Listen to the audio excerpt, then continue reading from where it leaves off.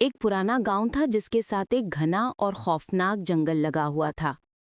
इस जंगल को सब स्या जंगल कहते थे, क्योंकि वहां हमेशा अदीब सन्नाटा और खौफ महसूस होता था। गांव के बुजुर्गों के मुताबिक जंगल के अंदर एक पुरानी हवेली मौजूद थी, जो अब खंडर बन चुकी थी। कहा जाता था कि हवेली में एक औरत की रूह भटकती है, जो लोगों को अपनी तरफ खींच लेती है। गांव वाले सख्ती से ताकीद करते थे कि शाम ढलने के बाद जंगल की तरफ ना जाना। अहमद एक तालीम याफ्ता नौजवान था जो शहर से वापस गांव आया था। वो इन कहानियों को सिर्फ गांव की जहालत और वहम समझता था। अहमद ने अपने दोस्त आरिफ को कहा कि वो जंगल में जाकर खुद देखेगा कि असल हकीकत क्या है। आरिफ बहुत डरा हुआ था, लेकिन अहमद के इसरार पर साथ जाने पर मजबूर हो गया। दोनों ने फैसला किया कि अगली रात वो स्याह जंगल का रुख करेंगे। रात को दोनों दोस्त टॉर्च लेकर जंगल में दाखिल हुए।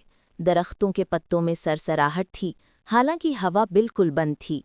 कुछ ही कदम बाद अंधेरा इतना गहरा हो गया कि रास्ता मुश्किल लगने लगा। अचानक करीब ही एक औरत के हंसने की आवाज़ सुनाई दी। आरिफ कांपने लगा, लेकिन अहमद ने कहा यह बस कोई जानवर होगा। चलते चलते वो दोनों एक दीवा खंडर नुमा पुरानी हवेली के सामने जा पहुंचे। दीवारी टूटी हुई थी, खिड़कियों से सीटी जैसी आवाज़ आ रही थी। दरवाज़ा आधा खुला हुआ था, जैसे कोई अभी गया हो। आरिफ ने कहा वापस चलते हैं, मगर अहमद ने जिद की और वो अंदर दाखिल हो गए। अंदर अंधेरा और खौफ बढ़ गया। दीवारों से सरगोशियों जैसी आवाज़ें आने लगीं, कभी औरत की, कभी बच्चे की, लेकिन अल्फाज वाज़े नहीं थे। टॉर्च की रोशनी में दीवार पर एक साया भागता हुआ दिखाई दिया। कमरे में एक पुरानी कुर्सी रखी थी, जो खुद ब खुद हिलने लगी। कुर्सी पर आहिस्ता आहिस्ता एक धुंधला सा वजूद उभरा। एक औरत का आधा जला हुआ चेहरा खून जैसी सुर्ख आंखों के साथ सामने आया। औरत ने खोखली आवाज में कहा, ये जगह तुम्हारी नहीं है। औरत के साथ ही कमरे की दीवारों से कई और साए निकलने लगे। सबके चेहरे जले हुए थे और वो दिल दहला देने वाली चीखें मार रहे थे। अहमद और आरस जान बचाकर भागने लगे, मगर हवेली एक भूल भलैया बन गई थी। हर दरवाज़ा कहीं और खुल रहा था। एक कमरे की दीवार पर खून से लिखा था, जो अंदर आता है वापस नहीं जाता। वो एक कमरे में पहुंचे जिसमें एक पुरानी मेज़ और डायरी रखी थी। अहमद ने डायरी खोली तो उस पर लिखा था, ये हवेली एक रईस की थी। रईस अपनी बीवी पर जुल्म करता था। बीवी ने तंग आकर खुदकुशी कर ली। उसकी रूह आज भी यहाँ कैद है और बदला लेने के लिए जिंदा लोगों को अपने जाल में फंसाती है। अचानक वही औरत दोबारा जाहिर हुई। उसने दोनों को घेर लिया। आरिफ ने अहमद को जोर से धकेलते हुए कहा, दौड़ो अहमद। आरिफ खुद उस औरत की तरफ लपका ताकि अहमद बच सके।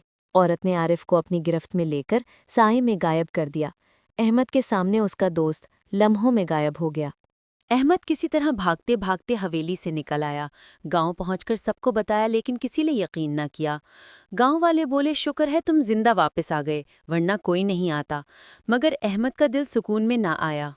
कुछ दिन बाद अहमद अजीब रवैया इख्तियार करने लगा। वो रात को जंगल के किनारे जाता और खुद से बातें करता। लोग देखते कि वो बार बार यही कहता, आरिफ जिंदा है, वो मुझे बुलाता है। उसकी आंखों के नीचे स्याह हल्के पड़ गए और वो कमज़ोर होता गया।